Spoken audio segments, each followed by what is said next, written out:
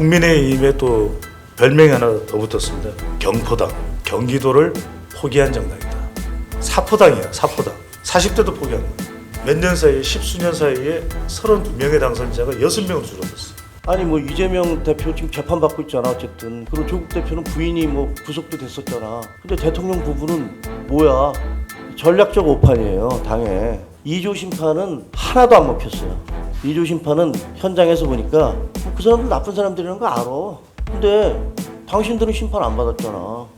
이것은 보수 정치 세력에 대한 경고를 넘어서 기대가 없다라는 것을 이번 선거로 표현한 거라고 생각합니다. 우리 당이 하는 거 거의 반대로만 했습니다. 제가 솔직히 말해서 2조 심판 얘기 입 밖으로도 꺼내지 않았고요. 그 다음에 당에서 내려온 현수막 4년 동안 한 번도 적을지 않았습니다. 이게 스스로도 부끄러운 일이긴 하지만 당에서도 알아주셔야 된다고 생각이 드는 게, 시작하는 말씀으로 제가 몇 말씀 드리고 거기에 대해서 또는 개인적인 의견을 추가하시는 걸로 진행을 하고자 합니다. 아마 이미 안내를 받으셨기 때문에 나름의 의견을 정리를 해오셨을 거라고 생각이 되는데, 제가 한 5분여 정도 먼저 말씀을 한번 드리고자 합니다. 제가 이 방하고 인연을 맺기 시작한 지는 좀 됐습니다. 2020년 12월 4.7 재보궐선거를 서울 부산시장 앞두고 정진석 공관위에 참여하면서 여길 처음 왔고, 그 다음에 2021년 6월에 서병수 경선준비위원회, 22년 2월에 권영세 재보선 공관위에, 그 다음에 2022년 4월 정진석 지방선거 공관위에 참여하면서 와봤던 방인데, 이제 이 방에 올 날이 거의 수명을 다한 게 아닌가. 그렇게 생각했던 거는 2020년 12월부터 서울 부산시장 재보궐선거, 22년의 양대선거 승리까지 3연승 또는 2연승이 이제 마감이 되고, 총선으로 치면 3연패, 여당으로서는 사상 첫 대패를 한 불명의 기록을 남긴 이번 총선을 보면서 이제 보수 정당의 한 줄기가 마감이 되고 새로운 시대의 새로운 보수 정치의 가치가 요구되는 시절이 된 것이 아닌가 하는 생각입니다. 그런 면에서 오늘 한 두세 가지 지점에 대해서 토론자들의 의견을 좀 들었으면 하는 생각이 드는데요. 첫 번째는 세대와 가치와 관련된 문제입니다. 중도적 보수의 가치와 이미지는 이미 상실이 됐고, 보수 가치가 비주류가 된 시대가 된 것 같습니다. 세대로 치면 고령층에 국한돼 있고, 2030 세대에서는 이제 가치를 인정받지 못하는 비주류가 되는 것이 아닌가 생각이 돼서 극우화 또는 보수가 왜소화된 것에 대한 문제가 있는 거 아니냐. 그러니까 2030의 지지를 받지 못하는, 그래서 세대 교체가 필요한 정당으로 세력으로 가야 되는 거 아니냐는 문제가 있는 것 같고요. 두 번째는 이 지역에 관한 부분입니다. 그러니까 이제 수도권을 포기한 정당이 됐고, 영남 자민련 소리를 들어도 그렇게 크게 이상하지 않을 전체 의원의 3분의 2 이상이 영남과 관련된, 또 영남 출신이 될 수밖에 없는, 그래서 다를 수밖에 없는 거, 그런 면에서 충청까지 포함한 수도권 정당의 가능성이 과연 앞으로 있겠느냐. 수도권 정당이 되지 못한다면 이제 영남 보수당으로 전락할 수밖에 없고, 그게 뭐 그렇게 사는 것도 한 방법일 수 있기 때문에 큰 선택의 문제가 아닌가. 따라서 수도권 보수의 기대와 가능성의 문제가 있지 않나 생각이 되고요. 마지막으로는 이 대통령과의 관계 등을 포함한 당의 자생력과 지속 가능성을 어떻게 확보할 것이냐의 문제라고 생각합니다. 시민 대부분이 생각하는 것과 동떨어져 있는 정당, 누가 봐도 상식적이지 않은 게 보이는 정당이 된 게 아닌가. 그래서 이제 국민의힘을 지지하는 정당은 으로서 지지하는 사람은 줄어들고, 그러니까 시민의 감흥성은, 또 민감성은 여전히 약화된 것이 아닌가 생각이 됩니다. 이제 더 이상 슈퍼맨에 기대하는, 어쩌다가 승리하는 정당이 될 가능성이 높지 않겠느냐. 그러니까 이제 그걸 대체할 수 있는 인재가 없다라고 하는 거. 그런 면에서 이 보수의 가치의 이동에 무감각해 버려진 정당, 수도권에서 전혀 힘을 못 쓰는 정당, 수도권 당선자가 100명 이상 나온 정당이 있는데 전체 의석 수가 그것보다도 미치지 못하는 정당인데 이게 과연 정당이라고 할 수 있는가? 더구나 집권당인데. 그런 면에서 이 가치와 지역, 세대 그리고 마지막으로 이 정당의 이 당으로서의 이 자생력을 어떻게 확보할 수 있겠느냐. 지금은 넘어갈 수 있겠지만 앞으로도 계속 이럴 수 있을까라고 하는 것에 대한 위기의식이나 절박감이 좀 과연 있는 것인지, 있다면 그걸 어떻게 실현해낼 수 있을지에 대한 고민이 좀 필요하지 않나 하는 생각을 듣고요. 이런 주제들을 중심으로 우리 토론자 겸 발제자들의 말씀을 좀 듣고자 합니다. 다행히 예정했던 시간보다 일찍 시작을 해서 계신 분들에게 좀 더 긴 시간을 드릴 수 있는데, 제가 5분에 마감을 하게 되면 한 10분에서 한 15분 정도씩 말씀을 하실 수 있는 시간을 충분히 드리고, 시간이 남으면 서로 교환 토론이라든가 또는 플로우에 말씀을 듣는 시간을 마련하겠습니다. 순서에 따라서 서울대 정치외교학부 박원호 교수님께 마이크를 넘기겠습니다. 네, 안녕하세요. 소개받은 서울대학교 정치외교학부 박원호라고 합니다. 오늘 사실 홍영림 원장님께서 처음에 저한테 부탁을 하셨을 때 좀 어떻게 보면 좀 장기적인 이야기, 그 다음에 좀 조용하고 약간 좀 더 저는 학술적인 그런 내용을 좀 이야기할 수 있을래나 하고 생각을 했는데, 약간 지금 카메라들이 너무 많이 와가지고 제가 좀 분위기를 어떻게 맞춰야 될지는 모르겠습니다만, 뭐 하여튼 조금 제 준비한 이야기를 해보겠습니다. 그래서 오늘 다른 것보다도 일단 뭐 모든 정치적인 어떤 그런 결과들을 이제 생각을 해볼 때 이게 굉장히 거시적이고 이제 구조적인 게 하나가 있을 거고, 다른 한편에는 이제 지금 지난 선거 뭐 몇 달 동안 이루어졌던 이제 굉장히 미시적이고 이제 개인적인 뭐 그런 요인들도 두 가지 다 있을 거라고 생각합니다. 근데 뭐 제가 생각하기에 제가 오늘 할 역할은 사실 그 후자에 대한 이야기는 아닙니다. 누가 잘못했고 뭐 어떤 부분들이 문제가 있었고 그런 뭐 그 선거 공학적인 말씀을 제가 드리고 싶진 않고요. 그건 뭐 저보다 훨씬 더 잘들 아실 테니까요. 제가 오늘 좀 드리고 싶은 말씀은 약간 좀 장기적이고 거시적이고 좀 구조적인 이야기를 좀 드릴까 합니다. 그러니까 예를 들자면은 질문이 이제 이런 거죠. 지금 소위 이야기하는 386 세대라는 분들이 있습니다. 그 386 세대의 막내가 이제 뭐 대충 이제 저 정도 또래 되는 분들인데 한 5년 정도 지나면은 60대가 됩니다.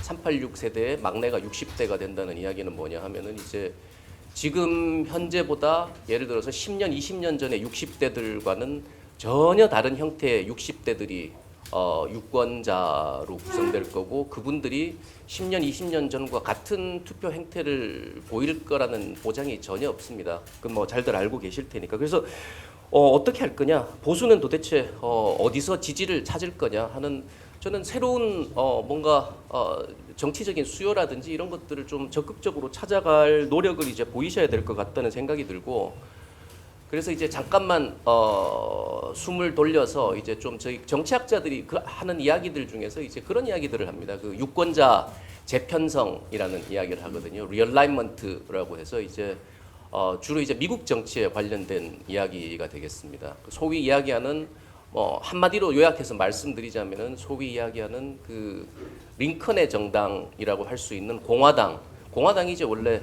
굉장히 중요한 흑인들의 지지를 받던 정당이고요. 그 다음에 민주당이라고 하는 것은 이제 남부의 귀족들의 정당이었던 거죠. 근데 그게 불과 수십 년의 시기를 거치면서 뭐 미국의 이제 어떻게 보면 인권 운동의 시기라든지 아니면은 이제 흑인들의 어떤 뭐 인권이 향상되는 그 시기, 뭐 뉴딜 이전에 뉴딜도 있었습니다만은 그런 것들을 거치면서 이제 지금으로서는 사실 이제 상상하기 힘든 이제 그런 변화가 있었습니다. 장기간에 걸쳐서. 그래서 그런 변화의 트렌드라고 하는 것이 이제 있고, 사실 대한민국의 이제 선거 지형, 유권자 지형, 정당 지형이라고 하는 것들도 그런 좀 구조적인 변화를 사실 우리가 이미 뭐 저는 여러 차례 걸쳐서 이제 그게 이미 사실 2016년 선거 때부터 이제 보이고 있었다는 주장을 뭐 여러 번 했었습니다만은, 이제 그런 생각들을 좀 하시면은 지금 이제 굉장히 큰 변화의 시기에 이제 좀 맞닥뜨리고 있다. 그 말씀을 이제 먼저 드리고 싶고, 그래서 잠깐만 이제 시계를 돌려서 2008년 제18대 국회의원 선거를 한번 생각해 보실 수 있을 것 같습니다. 이 시기는 이제 이명박 대통령이 당선이 된 지 얼마 지나지 않아서 치렀던 선거고요. 제가 개인적으로 평가할 땐 이 당시가 이제 한국 그 보수 정당의 최전성기였다고 저는 평가를 합니다. 왜 그러냐? 이때 이제 집권 한나라당이 153석을 얻었고요.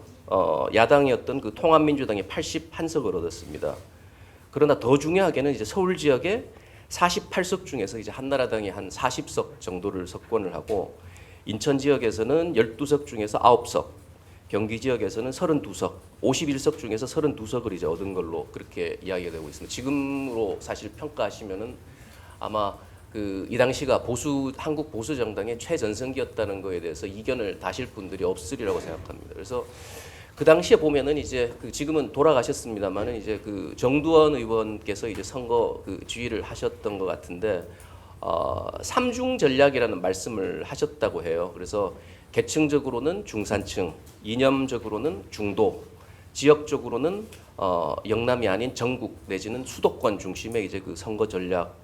이 사실 삼중 전략이 성공을 했던 거죠. 그래서 지금 현재 보수 정당의 위기를 만약에 논하시려면은 이제 이때로부터 지금 이제 얼마나 떨어져 있는지를 생각하시면 될 것 같고 아까 박명호 교수님께서 뭐 여러 가지로 잘 정리를 해주셨습니다만 이제 저는 그 중에서 한 가지 지점만 좀 포인트를 하고 싶습니다. 그래서 한국에서 이야기할 때 이제 우리가 보통 보수다라고 이야기하면은 제가 생각할 때는 전통적인 보수가 있습니다.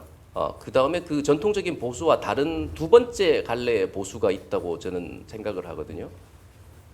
그래서 그 첫 번째 보수라는 거는 어떤 거냐 하면 뭐 꼭 집어서 이야기하자면은 좀 국가주의적인 보수 내지는 박정희 박근혜 보수 혹은 국가 주도의 경제 성장 보수라고 하는 이 그룹들이 있고 이건 이제 그냥 제가 이런 그룹들이 있다고 이야기했을 때 이거는 그냥 단순히 뭐 그런 그 성향에 가까운 의원님들이 계시다거나 그런 정책들이 있다거나 그것만을 말씀드리는 것들이 아니고 이제 사실 국민들 중에서도 보수라고 생각할 때 이런 그 스타일의 보수를 생각하시는 분들이 있습니다. 그래서 뭐 민정계 보수라고 불러도 좋고 어떻게 불러도 좋겠습니다. 근데 그런 좀 한국의 전통적인 주류 보수가 있다고 하면 제가 좀 전에 말씀드렸던 2007년, 2008년 같은 경우에 약간 새로운 그 흐름의 보수들이 이제 보수 정당을 지지하기 시작하는 시기가 있습니다. 이분들이 이제 어떤 분들인가 하면 지금은 조금 그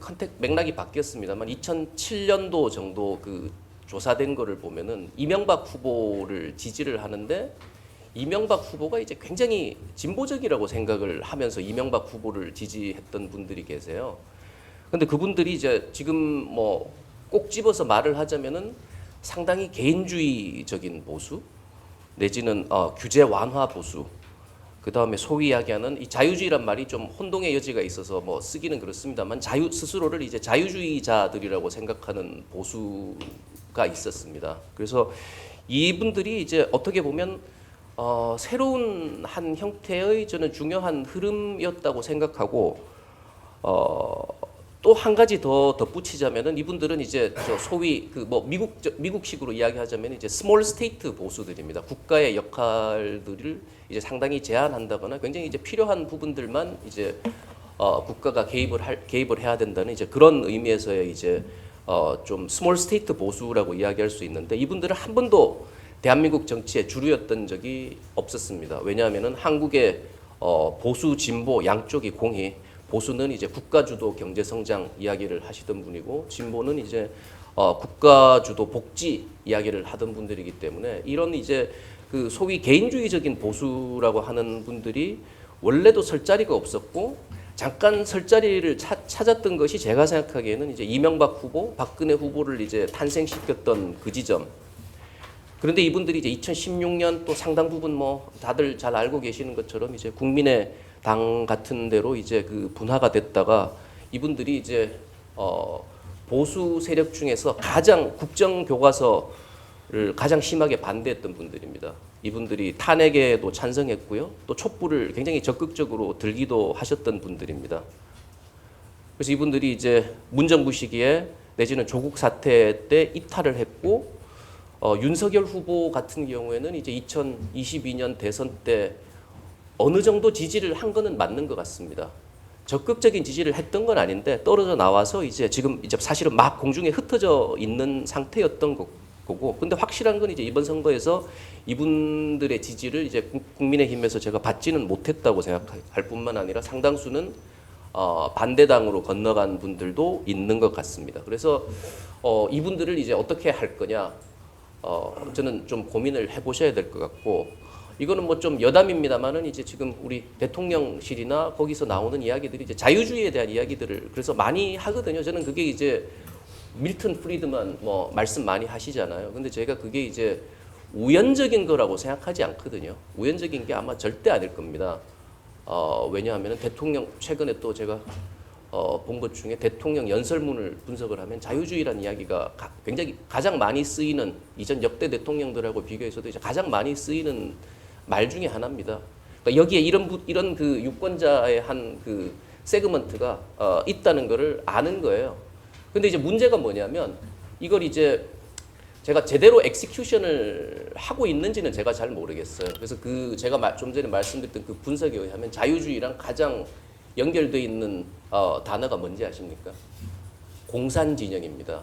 그러니까 이런 방식으로 이제 그 자유주의를 어떻게 보면은 이제 그 자유주의자들한테 사실 자유주의의 이야기를 하고 있는 게 아니에요. 그러니까 제가 하여튼 가지고 있는 뭐 여러 가지 수수께끼나 이제 그런 것들이 있습니다. 자유주의 이야기를 왜 할까? 근데 그게 또 사실은 실제 그 자유주의적인 유권자들한테 다가가는 방식으로는 또 하고 있지는 않거든요. 그러니까 이런 부분들을 좀 많이 고민을 하셔야 되는 게 아닌가. 그래서 지금 제가 시간이 거의 다 됐습니다만 좀 마무리를 하자면은 여기서 뭐 사실 딱 하나의 답을 찾기는 굉장히 어려울 겁니다. 그 다음에 여기서 뭐 국민의힘 막 같이 이제 큰 정당이 어느 날 갑자기 항공모함 같은 거여가지고 갑자기 확 배를 돌리거나 이제 그러는 거는 저는 가능하지 않다고 생각을 하고 서서히 어떤 방향으로 이제 틀으셔야 될 텐데, 제가 하여튼 말씀드리고 싶은 것은 좀 어떤 장기적인 그 비전과 목표를 가지고서 이제 그렇게 가셨으면 좋겠다라는 생각이 들고,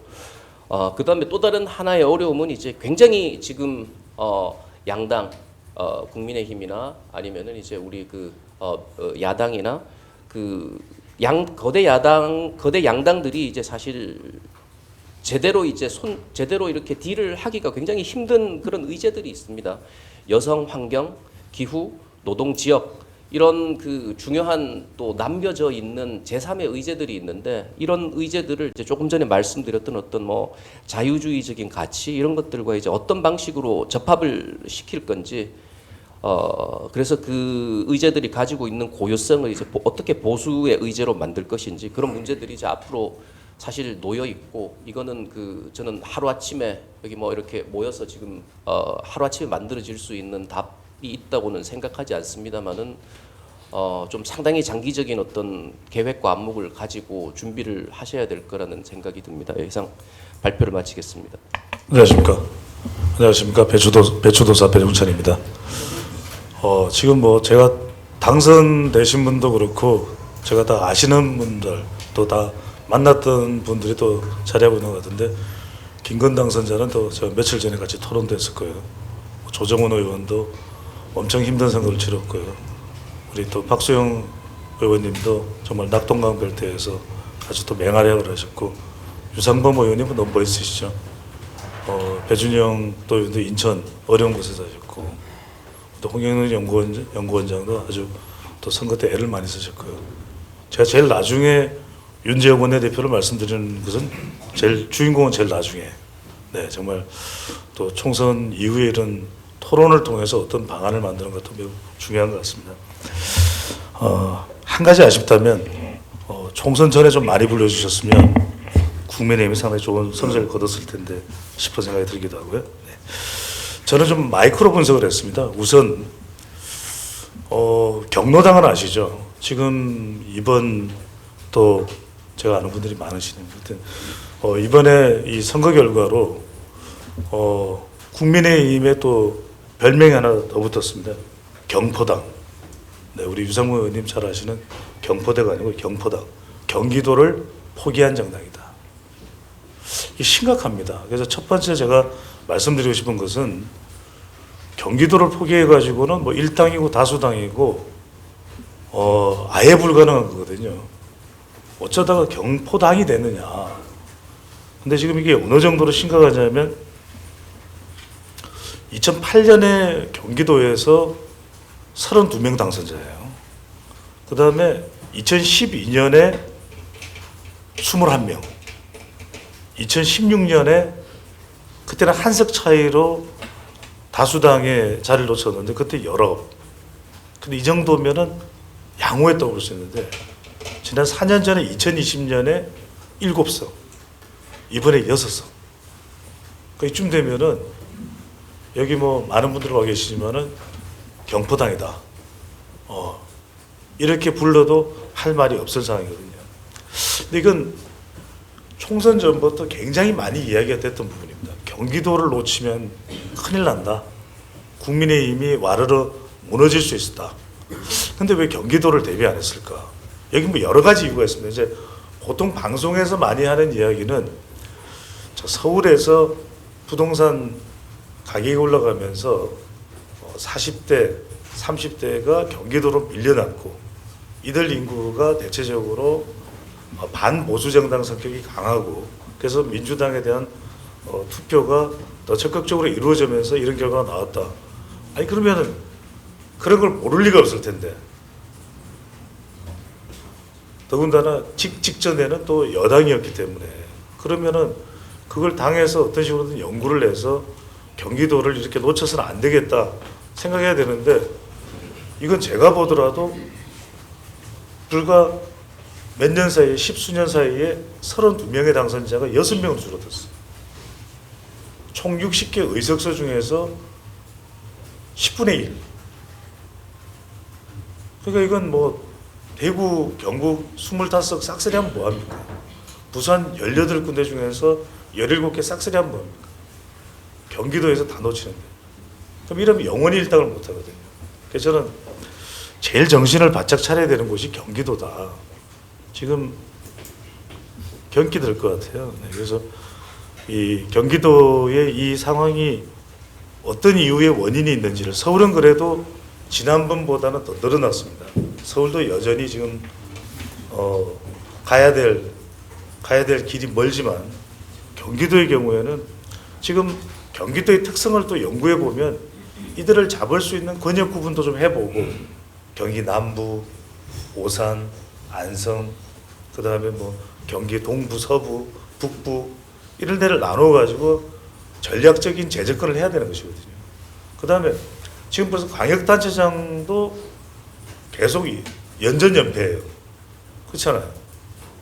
이재명, 김동연 거의 뭐 경기지사를 맡은 더불어민주당 정치인들이 다 대선 나서고 대선 물망에 오르는 거예요. 큰일이다. 제일 넓은데 의석수는 많은데 영남을 다 싹쓸이해도 65석인데 그게 경기도거든요. 60석. 인천까지 합하면 더 많고. 그러니까 우리 배준영 의원이 대단하신 거예요.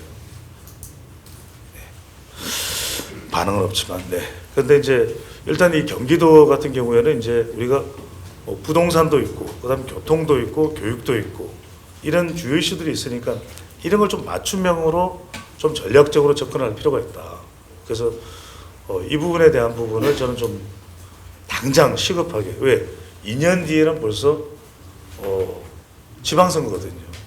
지난 2022년에야 뭐 대선 바람 타고 그냥 얼렁뚱땅 퉁땅 얼렁 이렇게 된 거지만 지금 경기지사도 어떻게 될지 모르고 지금 상황이 지금 뭐 험난한 난감한 상황이기 때문에 경기도에 대한 연구가 필요하다. 또 하나는 이제 지역적으로 보면 전략 비전 없는 충청 지역 공략이다. 이게 이번에 선거를 보면은 저는 뭐 구도적으로 보는 걸 떠나서 적벽대전에서 다 조조한테 진다 그랬잖아요. 그런데 유비와 또 주유 장군이 이기는 건 이 지략이거든요.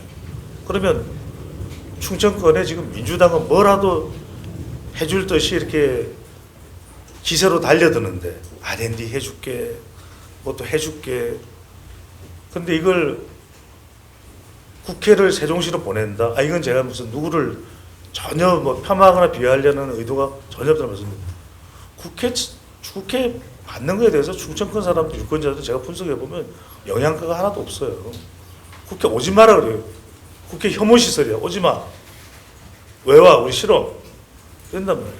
그래서 저는 좀 돈 되는 거, 영향가 있는 거, 그런 거를 좀 더 충청권에 배치하는 그런 좀 전략적인 노력이 적어도 120일 전에, 늦어도 한 90일 전에는 나왔어야 되지 않을까. 그래서 원내 1당 결정에는 충청권 선거 결과가 결정적인 영향을 주는데 지역 분석을 잘할 필요가 있어요. 그러니까 결국 천안과 청주거든요. 처처잖아요. 천안과 청주. 처처. 이게 잘 안 되니까 쩌쩌 되는 건데. 그래서 저는 천안, 청주등 기본적으로 경기권과 비슷한 속성이거든요. 여기를 좀 집중적으로 연구를 해야 돼요. 아니면 이 지역적 특성이 보면 경기도도 그렇지만 수원이 한 지역구만 망해도 짜르르 망해요. 5군데가 다. 그 다음에 천안도 한 지역구 망하면 짜르르 망해요. 청주도 한 지역구에서 힘을 잃으면 짜르르 힘을 잃어요. 그러니까 이런 부분들을 좀 간파한다면 적어도 다른 지역은 몰라도 당진 자신 있죠. 오늘 장 사무총장님 안 오셨는데 하여튼 충남은 또 자신 있는데 천안이 힘들잖아요. 청주가 힘들잖아요. 대전은 다 졌잖아요. 여기에서 약간 경기도 속성과 비슷한 이 세 지역에 대해서 세 도시를 어떻게 할 건가. 대전, 그러니까 이게 계속 앞으로도 과제예요. 8년 뒤에도 가지고 4년 뒤에도 가지고 대전, 천안, 청주를 어떻게 하겠느냐. 이걸 머릿속에 집어넣고 있어요. 그래서 이렇게 되면은 2026년에 지방선거에서도 3개 광역단체장, 세종특별시장까지도 다 갈릴 판이에요. 그래서 저는 지금 두 눈 부릅뜨고 이런 지역 연구를 좀 해야 된다. 마지막으로 세대 분석인데 출구조사에서 이번에 나온 결과를 보면 방송 3사죠. 40대에서 비례정당 투표에 40대에 19.8이에요. 남자. 여자 18.4. 또 이런 말씀 드리면 또 점심 밥맛 없을 수도 있는데 사포당이야. 사포당. 40대도 포기한 거예요. 아니 그럼 40대가 계속 40대인가요? 그래 40대는 우리 지지 안 하니까 말이야. 우리에게는 50대 후반과 60대 또 든든한 70대 이상 있잖아. 40대가 곧 50대 돼요. 그 사람이 곧 60대 돼요. 눈 몇 번 껌뻑이고 나면은 70대 돼요. 100세 시대 노래 부르겠죠. 그러면은 40대 놓칠 거예요. 40대 잡아야죠. 그럼 이 사람들이 대체로 70년대생 아니에요. 김재섭도 있고 김용태도 있고 하여튼 이런 사람들은 이 사람 30대인가? 김재섭 의원 30, 당선자 30대죠. 30대. 하여튼 30, 40대를 어떻게 하면은 놓칠 이유가 없잖아요. 그런데 보수라는 패널도 나와서 아이고 애들이 버르장머리가 없어가지고요. 제대로 어차피 뭐 노력해도 안 될 것 같기도 하고 안 잡을 거예요. 잡아야죠. 그러면 이 세대 연구로 40대를 어떻게 잡을 건가. 그래서 저는 경포당, 사포당이 되면 안 된다. 그러면 이제 40대를 잡는 방법은 결과적으로 방법이 없는 게 아닙니다. 40대가 30대였다가 또 20대였다가 이렇게 화이트 칼라.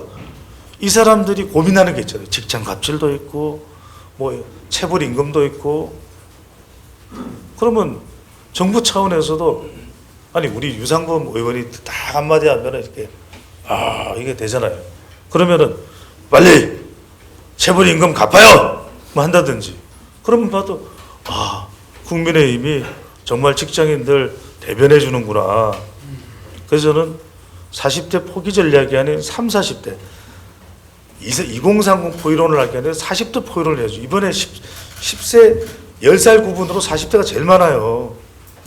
이 사람들 주거, 자녀 교육, 이직, 재테크 이런 다양한 의제에 좀 고관심청이거든요. 이들이요. 그럼 이걸 통해서 40대가 어느 순간 그렇잖아요. 기회가 있었잖아요. 김남국 비트코인으로 완전 그냥 분노했을 때 그때 잡았어야죠. 40대 그때 많이 흔들렸거든요. 아, 이거 민주당은 아닌 것 같은데 그럴 때 그래 국민의힘이 있잖아. 우리가 40대 마음을 다독여 줄게. 우리 사포당이 아니라 40대가 핵심되는 사핵당이야. 사핵당. 이랬어야 되는데 그게 없었다는 거. 그다음에 이게 이렇게 되면 제가 이제 2페이지로 발제가 끝나가지고 또 부실해 보일 수 있잖아요. 그래서 이제 2030 MZ세대까지. 그래서 이건 제가 무슨 말씀을 드리고 싶으냐면 제가 한 30년 이상 이 바닥에 있었는데 MB 정부 때랑 박근혜 정부 때는 그때 전문가들 불러가지고 2030 연구, 청년 연구 참 많이 했거든요. 그때 제 기억은 나서 뭐 밤새도록 하고 뭐 토론하다가 술 먹다가 토론하고 막 그랬던 기억이 나는데 일절 없는 거예요. 그래서 저는 2030에 대해서 자신만만한가 보다 생각을 했죠. 근데 2030은 아예 검토조차 안 한 것 같아요. 그래서 저는 2030에 대한 연구를 좀 많이 해야 되겠다. 왜냐면 MB 때도 했고 GH 때도 했는데 안 할 이유가 없잖아요.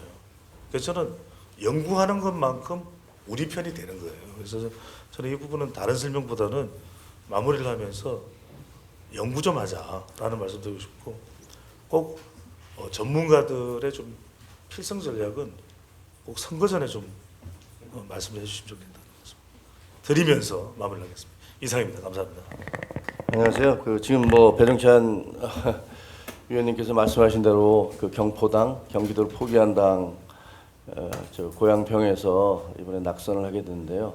그 앞에 계신 분들이 그동안 뭐 거시적인 담론을 주로 말씀을 해 주셨다면 저는 이제 현장에서 느꼈던 그 현장의 경험을 토대로 해서 좀 말씀을 드리려고 합니다.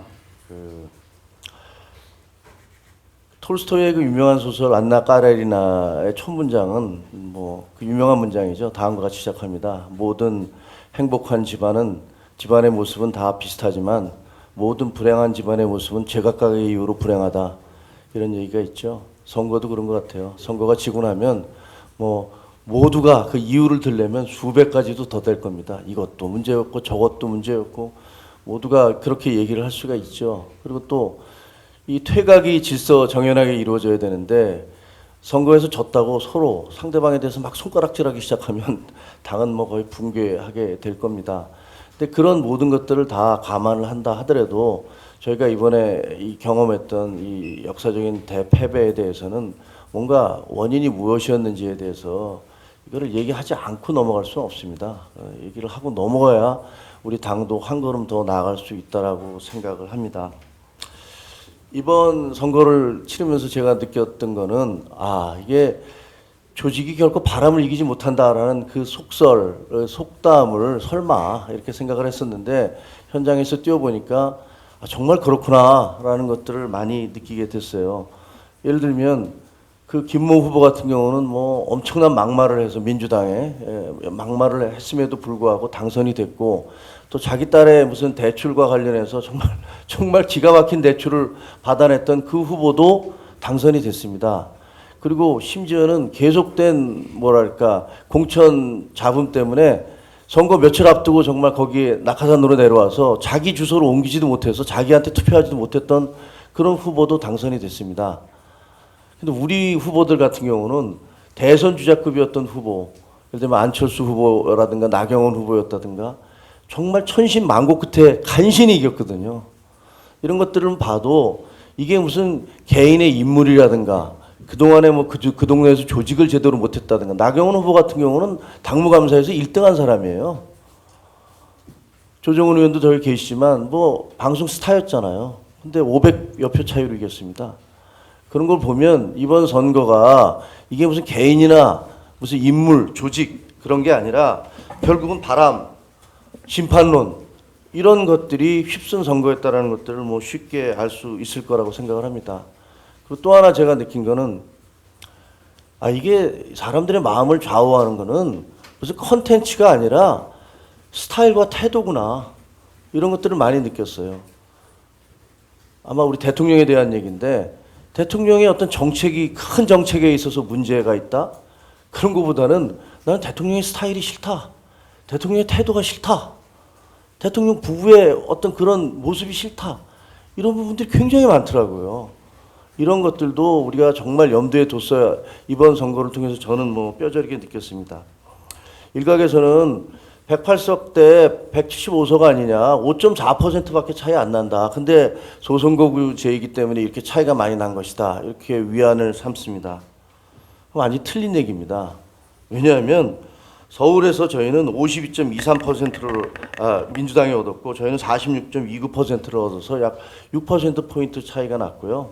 인천은 53.53 대 44.88로 약 9%포인트 차이가 났습니다.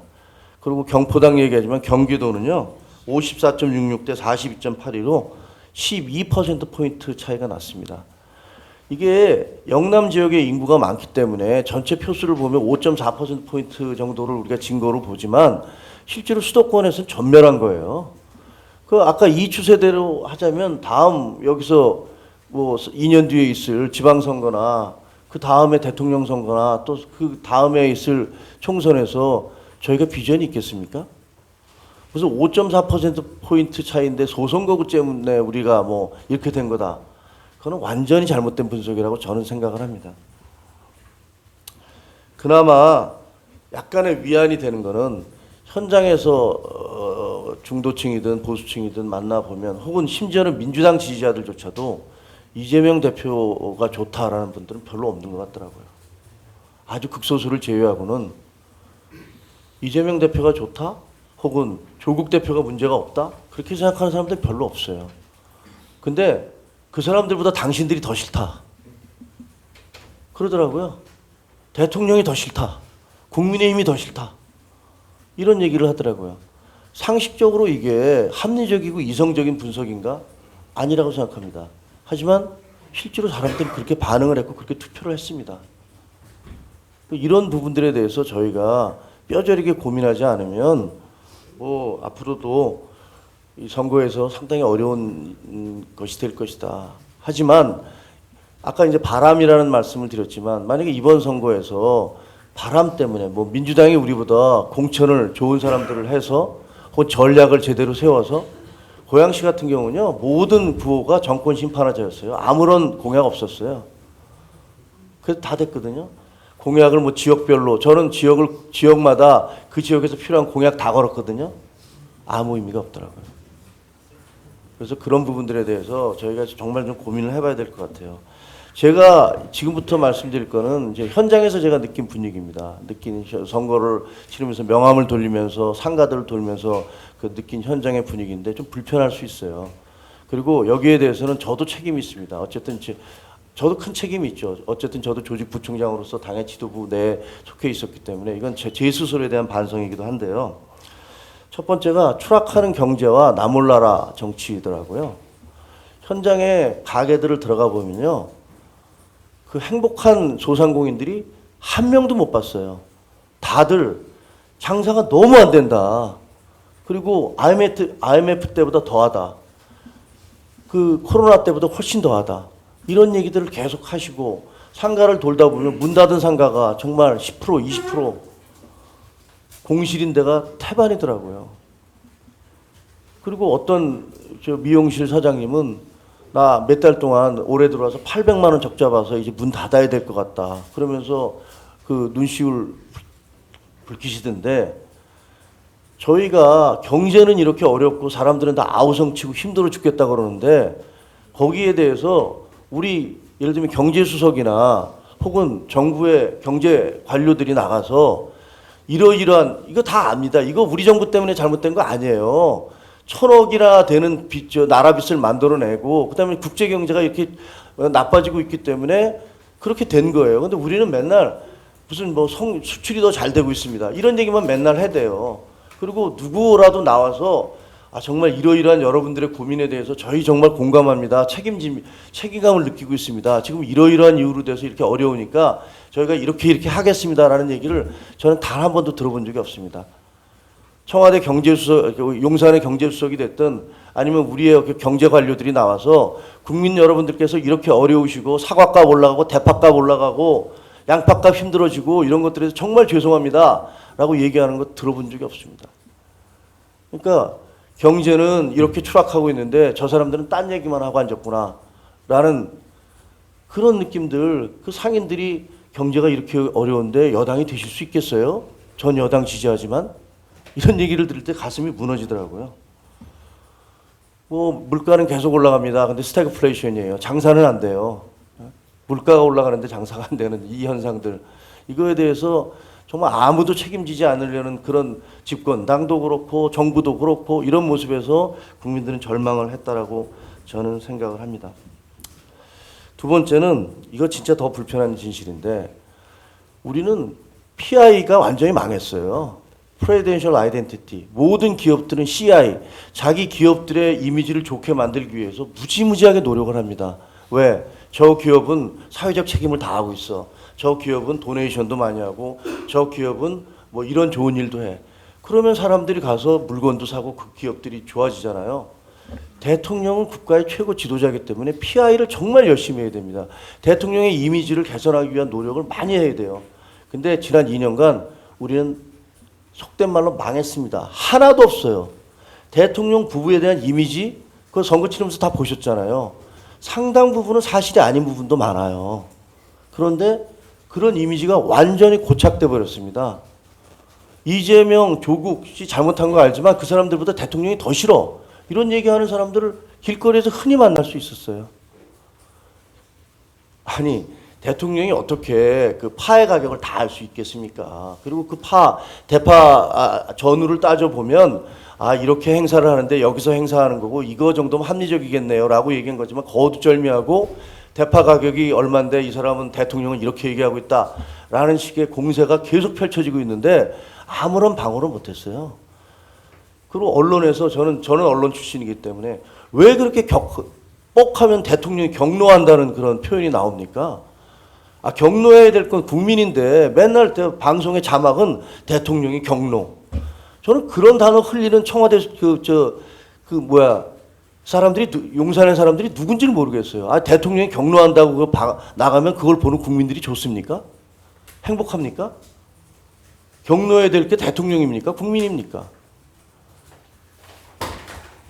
이게 대통령의 이미지가 이렇게 된 거는 뭐 최근에는 뭐 이종섭 대사, 뭐 김건희 여사의 파우치, 뭐 황상무 수석의 막말, 뭐 대파소동 의대 정원 문제, 제가 현장에서 보니까 그게 아니에요. 2년 내내 누적된 결과예요. 그게 지금 이번 사건들과 결합되면서 터진 거지. 그러니까 2년 내내 대통령 PI에 대해서 아무것도 안 한 거예요. 그래서 사실이 아닌 부분들, 뭐 그중에 사실도 있겠죠. 그런 부분들이 너무나 광범하고 깊숙이 국민들에게 침투해 있고, 저는 이거 개선하지 않으면요, 대통령 우리 얼굴인데 그 이미지가 그렇게 추락돼 있어서 그걸 어떻게 해야 될지, 이 부분 개선하지 않으면 앞으로 선거도 정말 힘들다고 봐요. 그리고 그런 분위기가 많더라고요. 아니 뭐 이재명 대표 지금 재판받고 있잖아 어쨌든. 그리고 조국 대표는 부인이 뭐 구속도 됐었잖아. 근데 대통령 부부는 뭐야? 이런 얘기들 많이 하시더라고요. 현장에서. 거기에 대해서 적극적인 방어 우리도 뭐 없었고, 그러니까 내가 이번 투표를 통해서 내가 응징할래. 이런 분위기가 정말 많이 퍼져 있는 그걸 느꼈어요. 그다음에 이거 세 번째는 전략적 오판이에요. 당에. 2조 심판은 하나도 안 먹혔어요. 2조 심판은 현장에서 보니까 뭐 그 사람들 나쁜 사람들이라는 거 알아. 근데 당신들은 심판 안 받았잖아. 이런 분위기가 널리 팽배해 있어서 뭐 이재명 조국 심판하자 정말 공허하더라고요. 정말 공허하게 들렸고 그게 먹히지가 않았어요 전혀. 그리고 전 경기도 같은 경우는 서울 편입론을 내세웠어요. 그래서 서울 편입이 한때 그게 굉장한 인기를 끌었어요. 근데 그게 경기 북도도 같이 하겠다고 그러니까 이 두 개가 네모난 동그라미 같이 형용 모순이 돼버리는 거예요. 설득력이 없어요. 이게 도대체 무슨 소리야? 이런 얘기 나오더라고요. 거기다가 또 대통령실에서 그 특례시의 권한을 강화하겠다 이렇게 발표를 했어요. 그러니까 이게 서울로 편입을 하겠다. 아니야, 경기북도도 같이 해줄게. 아니야, 특례시의 권한을 강화해줄게. 이 세 가지가 모두가 말이 안 되는 얘기, 서로 충돌하는 얘기예요. 당과 대통령실이 전혀 조율되지 않은 이런 발표가 나옴으로 해서 적어도 서울 편입을 요구했던 고양시의 많은 사람들은 절망을 했고, 아, 민주당이 얘기하는 대로 이거 선거 전략에 불과한 거구나, 이거 진정성 없는 거구나, 이런 얘기들을 다 받아들이더라고요. 그게 얼마나 많은 표를 가져갔는지 모르겠어요.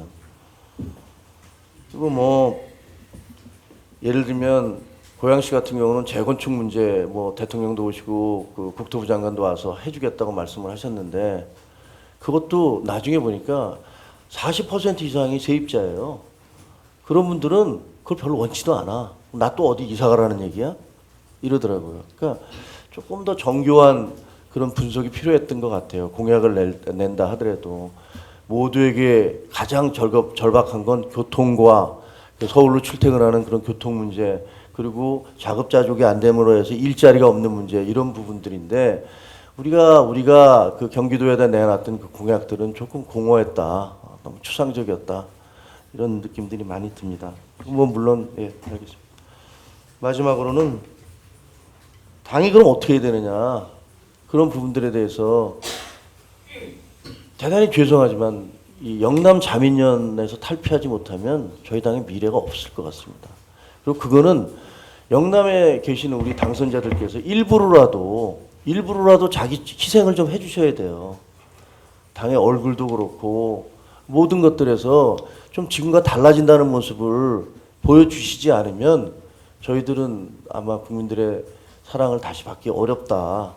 하지만 아까 말씀드린 대로 우리의 경쟁자도 한계와 문제가 많은 분들이니까 우리가 여기서 정말 대우각성하는 모습을 보이고 뭔가 좀 달라진다는 모습, 정말로 반성하고 있구나, 변하고 있구나 하는 모습을 보여준다면, 그러면 저는 그때는 우리도 가능성이 있다, 이렇게 기대하고 있습니다.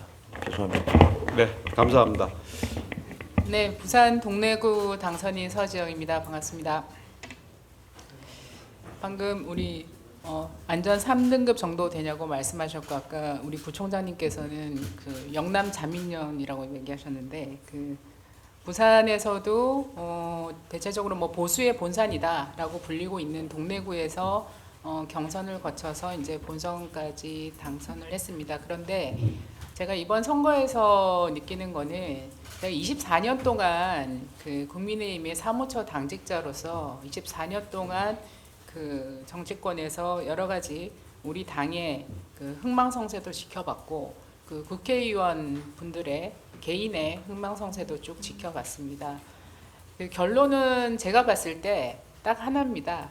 국민들이 바라는 말을 먼저 잘 수용하고 그것의 민의에 따라갈 때는 늘 성공했고, 국민들의 상식과 그다음에 삶과 괴리가 있을 때는 저희가 처절하게 실패했습니다.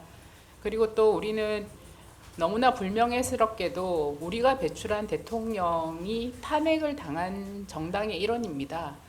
우리가 가장 최악일 때를 생각을 한다면 우리에게는 항상 해법이 있다고 생각합니다. 그리고 그런 최악의 상황에서도 우리는 끝까지 버텼고 또 다시 정권을 재창출했습니다. 그러한 과정들에 대해서 우리가 복귀를 할 필요가 있다고 생각하고요. 이번 총선과 관련해서 말씀을 드리면 저는 이렇게 생각합니다. 아마 18대 국회부터 22대 국회까지 총선 투표율이 지속적으로 상승해 왔습니다. 이러한 전체적인 변화를 우리는 주의 깊게 주시해야 된다고 생각합니다. 특히 이번에는 최대 그 투표율을 보여왔었던 점에 대해서 깊게 생각을 해야 된다고 생각하고요. 이렇게 지속적으로 투표율이 상승한 데는 여러 요인이 있을 겁니다. 저는 그동안 우리 당이 굉장히 부진했던 젊은 세대들의 투표 참여가 지속적으로 증가하는 것에 대해서 그 2030뿐만 아니라 20대부터 50대까지 세대들의 여러 가지 정치 지형이 굉장히 변화했다는 것에 대해서 우리는 깊이 착안을 해야 된다고 생각합니다. 앞서 교수님들께서도 그런 지적을 많이 하셨는데요. 특히 부산 같은 경우에는 그 노무현 대통령과 기반을 하고 있는 문재인 대통령을 배출한 지역이라고 볼 수 있습니다. 노무현 대통령 같은 경우에 상당히 그 민주당 내에서도 입지가 굉장히 좁았고, 그럼에도 그 대지정통을 모아서 캠페인을 하면서 대통령을 당선시킨 거에 대해서 당시에 2030 세대는 굉장히 열광했습니다. 그 2030 세대가 지금은 4050 세대가 되어 있습니다. 그래서 부산의 50대까지는 노무현 대통령을 선출해 봤던 경험이 있는 세대들입니다. 그래서 저는 부산의 정치 지형이 굉장히 많이 변화했다고 생각합니다. 그 점에 대해서는 이따 다시 좀 말씀을 드리겠습니다. 이렇게 우리가 총선을 3연패하고 지속적인 투표율이 상승하는 것에 대해서 우리가 지금 뭐 누구 탓하고 누구 탓하고 뭐 다 맞는 얘기들입니다. 틀린 얘기 저는 하나도 없다고 생각합니다. 그런데 이러한 지난 10년간에 대한 정치 지형에 대한 고찰이 굉장히 필요하다고 생각합니다. 이것은 저는 보수 정치 세력에 대한 경고를 넘어서 기대가 없다라는 것을 이번 선거로 표현한 거라고 생각합니다. 과거에 우리 당에서 가장 훌륭했던 슬로건이 경제는 한나라였습니다. 우리가 선거 때마다 항상 제일 낫다 그 슬로건이 경제는 한나라. 그리고 이명박 대통령을 배출했을 때 경제 대통령이었습니다. 그래서 그것은 그래도 국민의힘이 보수 정당이 이런저런 부정적인 요소가 있음에도 불구하고 능력 있는 집단이다, 실력 있는 집단이라는 이미지를 확고하게 주었기 때문이었다고 생각합니다. 그러나 이제 정권도 탄핵도 당해봤고 그 다음에 다시 정권을 다시 찾아오기도 했는데도 불구하고 이 국민의힘의 보수 정당의 모습은 능력이나 실력은 있을 거라고 기대했는데 그 능력과 실력조차도 확인하지 못했다. 당신들에게 기대가 없다라고 표현한 선거로 보입니다. 그런 점에서 우리 모두 처절한 반성과 고백이 필요하다고 생각합니다. 이제 유능하지도 않고 실력도 없고 능력도 없어 보이는 세력에게 어떻게 젊은 층이, 특히 미래를 살아가야 되는 젊은 층이 표를 줄 수 있겠습니까? 거기에 대한 저희들의 반성이 굉장히 필요하다고 생각합니다. 그래서 이러한 것을 극복하기 위해서는 그러면 우리가 앞으로 어떻게 나아가야 되냐라는 설계를 해야 되는 지점이라고 생각하고요. 그러려면 그것 역시 사람이 해야 되는 일이라고 생각을 합니다. 뭐 우리 대통령에 대한 여러 가지 비판도 많고 그 다음에 또 우리 한동훈 비대위원장께서 이번에 선거를 진두지휘하면서 여러 가지 또 기대와 그 다음에 비판들도 많이 있습니다. 그러면 이러한 능력을 갖춘 새로운 사람들이 다시 설계하고 우리의 능력을 갖출 수 있는 비전을 만들어갈 수 있는 그러한 새로운 사람들, 새롭고 능력 있는 사람들이 국회로 들어올 수 있도록 우리가 공천 과정에서 많은 노력을 했었어야 된다고 생각합니다. 이번 공천 과정에서 우리가 그 유명한 시스템 공천을 했습니다. 그러나 우리가 했던 시스템 공천이 얼마나 국민들에게 설득력이 있었고 굉장히 좋은 공천이었다라고 인정받는지에 대한 검토와 평가도 저는 필요하다고 생각합니다. 그래서 제가 몇 가지 아쉬운 점에 대해서는 여러분들이 너무나 많이 말씀하셨기 때문에 앞으로 우리가 해야 될 것 중심으로 말씀을 드리면 첫째, 지금 우리 당은 이렇게 능력과 기대를 했던 당이었었는데 너무나 예측 가능성이 없습니다. 공천을 할 때마다 공천 기준이 바뀝니다. 공천을 할 때마다 가산점 기준이 바뀝니다. 늘 희한하고 새로운 아이디어들이 쏟아져 나옵니다. 이제 가능하면 조금 더 촘촘하게 앞으로 공천이나 지방선거도 마찬가지고 대통령 선거도 마찬가지고 국회의원 선거도 우리가 예측 가능한 시스템을 좀 정립할 필요가 있다고 생각합니다. 예를 들어서 이번 총선 말고 지난 총선에서는 가산점 제도가 절대 점수를 부여하는 형식이었습니다. 현역 의원을 이기가 너무나 어렵기 때문에 절대값 점수를 부여했습니다. 가령 여성 같은 경우는 10점을 줬습니다. 아예 점수를 줬습니다. 이번에는 어떻게 바뀌었습니까? 득표율의 몇 % 이렇게 줬습니다. 그러면 제도가 완전히 바뀐 거죠. 그래서 이번에 보완한 게 아마 감점 제도를 해서 현역 의원 하위 30%에 대한 감점 제도를 부여한 것으로 알고 있습니다. 그런데 감점을 받았던 현역 의원에 대해서는 공개하지 않았어요. 끝까지. 아마 지금도 모르고 있는 사람들 많을 겁니다. 이것은 경쟁의 룰이 모호하다는 겁니다. 이렇게 경쟁의 룰이 모호한 정치 세력에게 과연 치열한 경쟁 사회에서 살아가고 있는 30대, 40대, 20대들이 기대를 할 수 있겠습니까? 그들은 게임 세대들입니다. 왜 스타크래프트가 그렇게 인기 있었겠습니까? 명확한 룰이 있는 싸움을 공정하게 했기 때문입니다. 그런데 우리는 항상 룰이 모호합니다. 그래서 지금부터 우리가 경쟁의 룰을 명확하게 할 필요가 있다고 생각합니다. 최소한 민주당보다는 조금 나아야 되지 않겠습니까? 그러기 위해서 지금 해야 될 일은 현역 의원 평가 제도를 만들어야 된다고 생각합니다. 우리 당이 여러 차례 현역 의원 평가 제도에 대한 논의는 내부적으로 있었습니다. 그러나 당선인들, 현역 의원들이 이것을 모두 다 내심 거부했기 때문에 우리 당은 현역 의원 평가 시스템이 없습니다. 바로 그것을 지금 해야 된다고 생각합니다. 신임 원내대표 경선을 할 텐데 경선 후보들께서 당선을 위해서 이것에 대해서 지지부진하게 회피하지 마시고 현역 의원 평가 시스템을 어떤 방식으로 도입하겠다라는 얘기를 명확하게 천명하실 때 우리 당의 미래가 있다고 생각합니다. 벌써 당선인 총회가 2번 있었습니다. 그 총회의 참석자, 불참자, 발언자 우리는 모두 표기하고 명기하고 데이터로 가지고 있어야 됩니다. 지금까지 우리 국회 상임위 어땠습니까? 저도 상임위의 수석 전문위원으로 배석한 적 있습니다. 치열한 법안을 논의하는데 우리 당 의원님이 없습니다.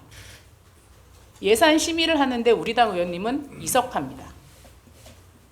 법안 소위 우리 의원님 간사님, 예산 소위 간사님이 앉아서 방어합니다. 제가 그때 출마를 해야겠다고 결심했습니다. 저라도 거기 앉아서 얘기하고 싶은데 저는 수석 전문위원이기 때문에 배석할 수밖에 없습니다. 의원님들은 안 계시고 이런 상임위가 허다했습니다. 우리가 지금 대통령께만 욕할 때 아닙니다. 이러한 고질적인 우리 당의 내부적인 질적인 문제를 우리는 지금부터 개선해 가야 된다고 생각합니다. 거기에 대해서 당선인들이 두려워하지 말아야 된다고 생각합니다. 그럴 때 영남 자민련이라는 오명을 벗어날 수 있다고 생각합니다. 그리고 세 번째는 위성정당 문제에 대해서 우리는 공론화시켜야 된다고 생각합니다. 이게 말이 안 되는 제도를 2번씩이나 하고 있다는 것은 우리 국회 전체의 오명입니다. 특히 이 문제에 있어서 우리 당의 여러 가지 전략적 섬세함이 부족했다는 부분들도 있는데 그중에 하나 선거 과정 일례를 들면 저도 참 아쉬운 부분인데 우리가 비례정당 득표를 위해서 2판 4판 이런 구호를 많이 했습니다.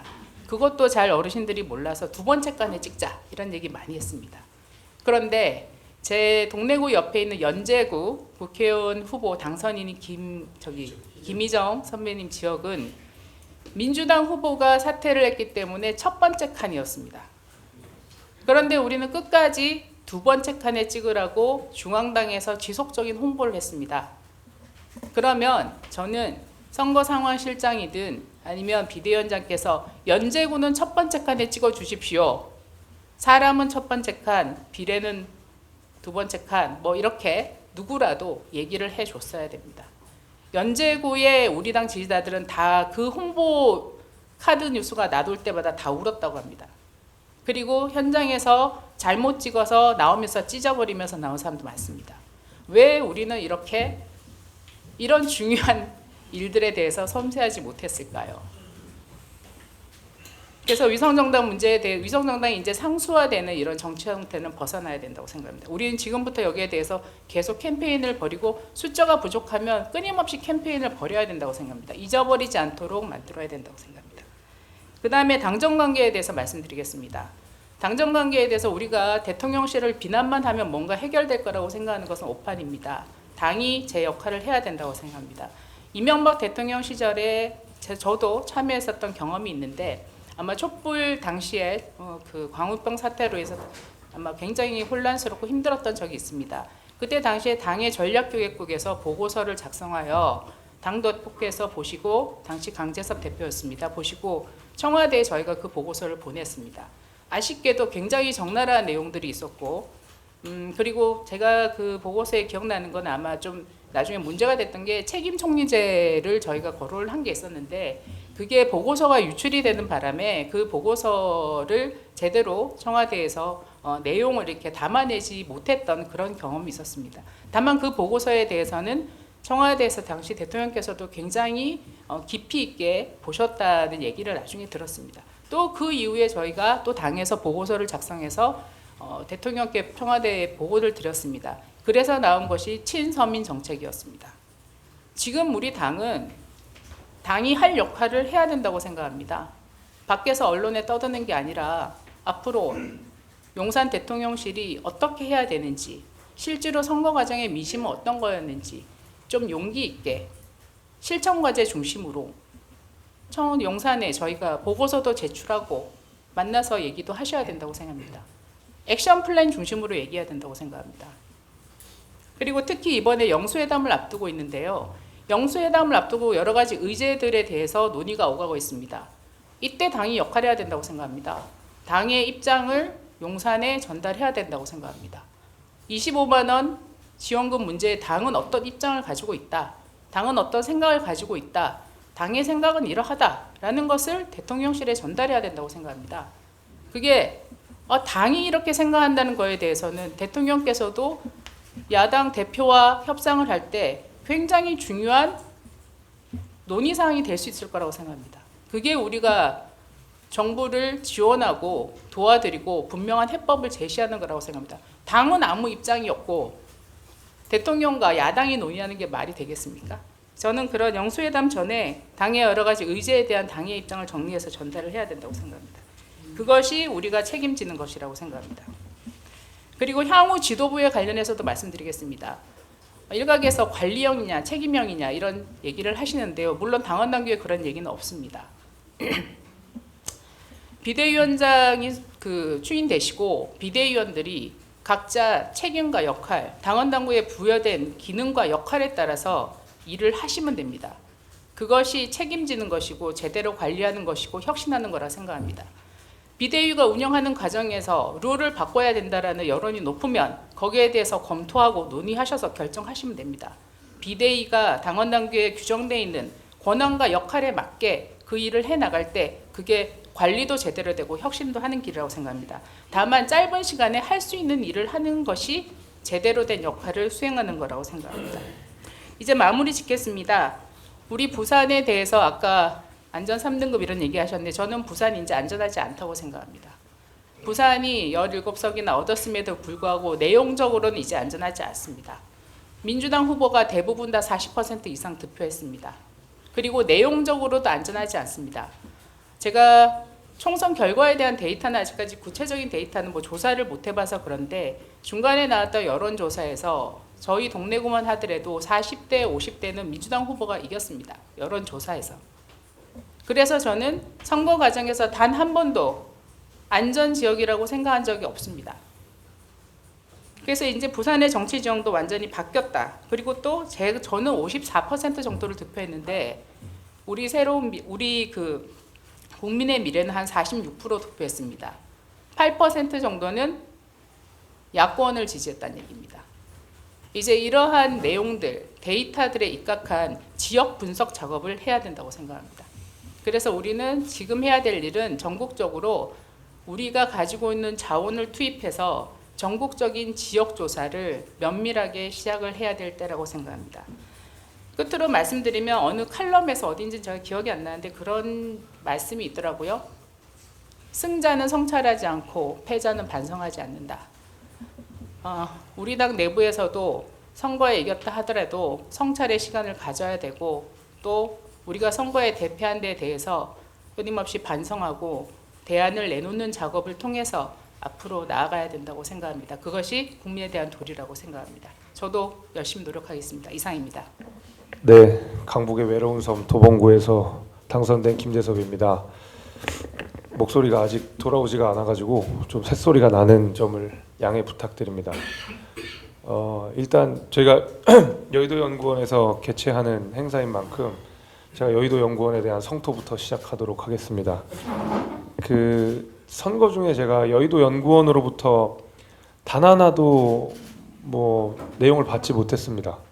그러니까 여의도 연구원이 우리의 싱크탱크다, 예를 들면 선거를 지휘해야 되는 핵심적인 역할이다라고 하는데 저희가 특히 이제 서울권, 강북권, 전국 여론조사 모든 부분에 있어서 언론기관에서 나오는 여론조사 내지는 전문가들이 이야기하는 평가 말고는 제가 여의도 연구원으로부터 받은 구체적인 자료는 하나도 없었습니다.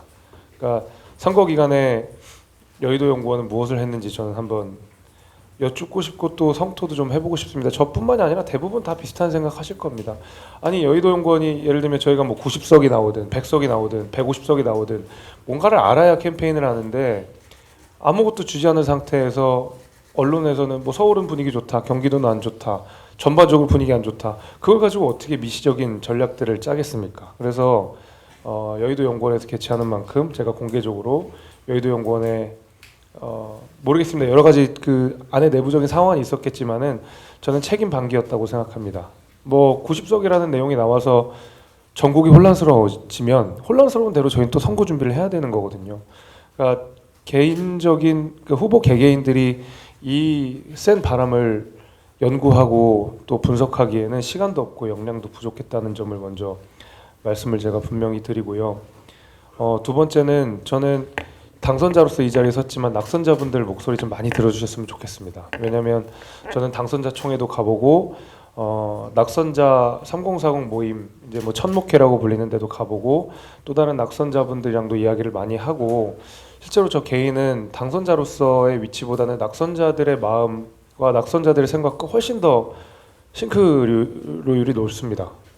예, 거의 비슷한 공감대를 가지고 있기 때문에 당선자들이 나와서 저희는 어떻게 해서 당선됐습니다라는 이야기를 그리고 앞으로 우리 당이 이렇게 했으면 좋겠습니다라는 이야기를 라기보다는 오히려 낙선자들이 우리가 이래서 졌습니다라는 이야기를 냉정하게 받아들일 준비가 당에서는 돼야 된다고 생각합니다. 그래서 이 구성에 있어서도 지금 뭐 김종혁 사무부총장께서 나오고 계시긴 하지만은 서울에서 낙선한 분들 이분들의 목소리를 우리 당이 들을 용기가 좀 있어야 된다고 생각하고요.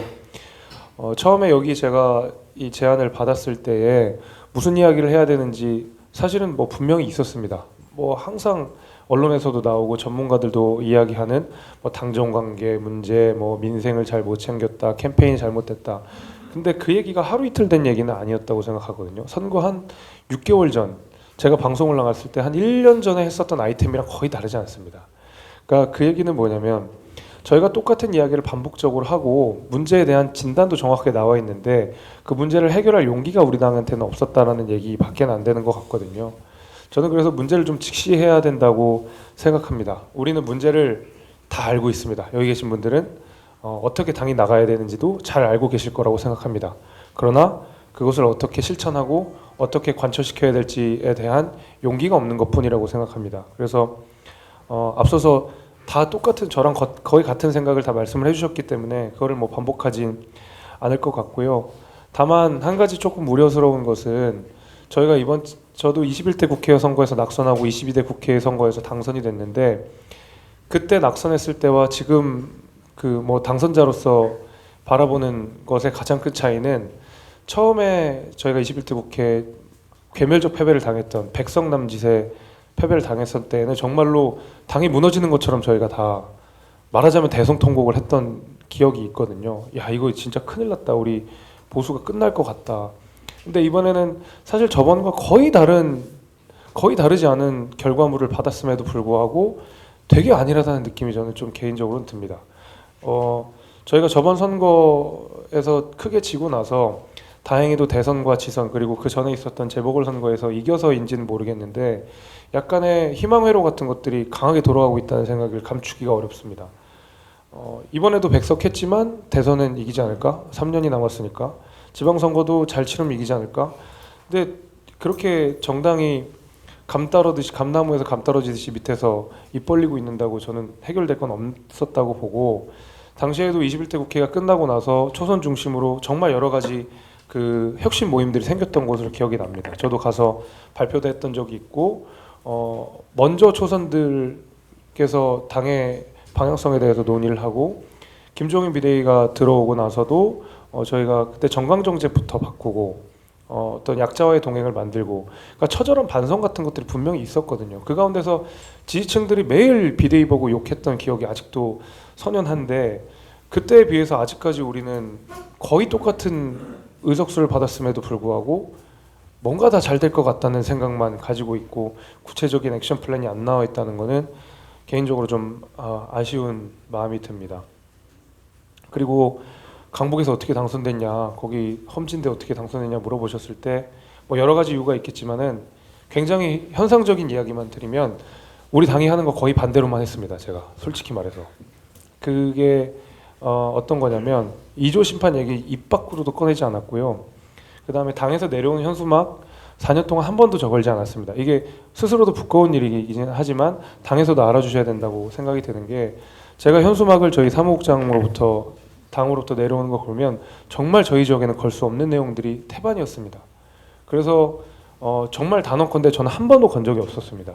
그때 이제 서울시당에서 이런 현수막을 걸어야 당무감사에서도 좋은 평가를 받고 공천도 가능하다는 얘기 했는데, 공천을 받아도 이 현수막을 걸면 떨어질 것 같아서 제가 못 걸었습니다. 제가 죄송하다는 말씀 드리면서 당에서 그런 부분을 좀 세심하게 신경을 써주셨으면 좋겠습니다. 그러니까 수도권 민심과는 전혀 다른 이야기들이 지금 중앙당으로부터 계속 내려오고 있는 상황 속에서 개개인 후보들이 할 수 있는 정치적 역량이라는 게 너무 협소해지기 때문에 조금 계속 앞서서 말씀드린 수도권 중심으로 당이 좀 개편이 되고, 수도권에서 낙선한 분들, 수도권에서 정치하시는 분들의 목소리가 절대적으로 많이 반영돼야 된다는 생각이 계속 저는 듭니다.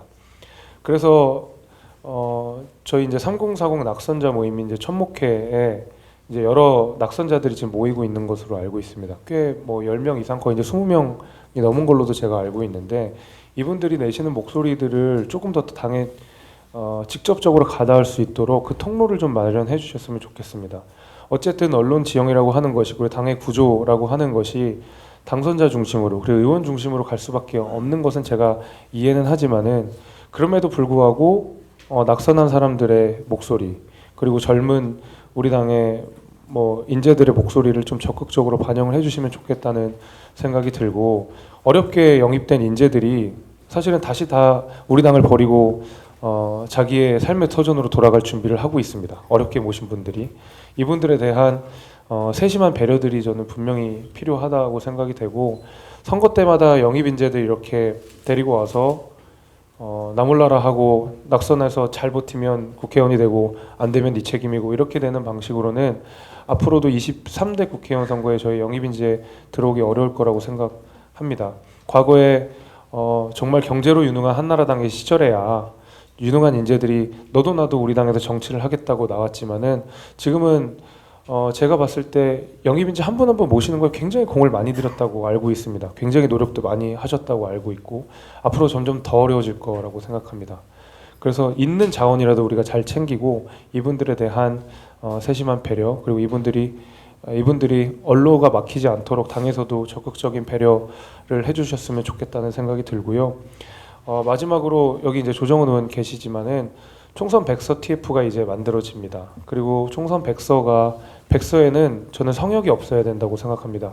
성역이 있는 백서는 결국에는 열과 성을 다해서 저희가 그냥 예쁜 뭐 보고서 하나 만드는 것밖에 안 되는 거거든요. 그래서 굉장히 불편하고 때로는 듣기 싫고, 이것이 말하자면 뭐 금기를 깨는 일이라 하더라도 저는 백서 TF에서만큼은 하나의 성역이 없이 우리 당의 민낯을 다 드러내고 거기에 대한 처절한 반성과 복귀가 이루어져야 된다고 생각하고, 이번 총선 백서, 그 다음에 앞으로 들어설 비대위가 다음에 있을 대선 승리에 미랄이 되었으면 하는 바람이 있고, 저 역시도 그 가운데서 많은 역할들을 하겠습니다. 감사합니다. 그 조정훈 의원님 한 말씀 하셔야 되지 않겠습니까?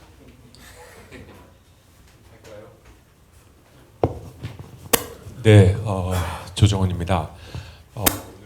그 귀한 자리를 마련해 주신 여의도 연구원 원장님을 비롯한 관계자분들에게 진심으로 감사를 드립니다. 들으러 왔습니다. 저 또한 서울에서 박빙의 승부를 했던 사람으로서 어쩌면 제 마음은 당선자보다 낙선자의 마음에 더 닿아 있는 것 같습니다.